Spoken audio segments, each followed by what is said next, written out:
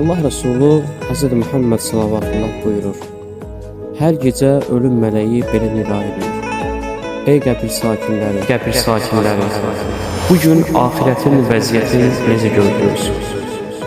Və bu halda kimlərə qibtə edirsiniz?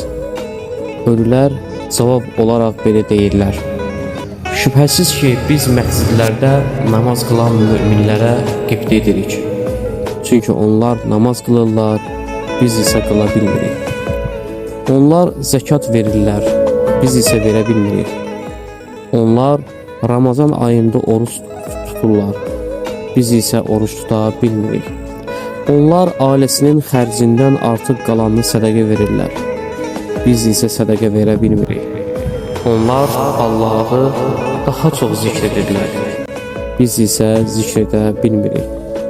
Dünyada itirdiklərimizə görə vay bizim halımıza.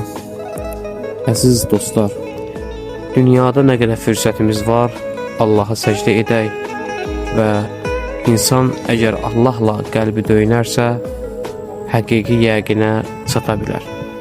Allah hər birinizdən razı olsun.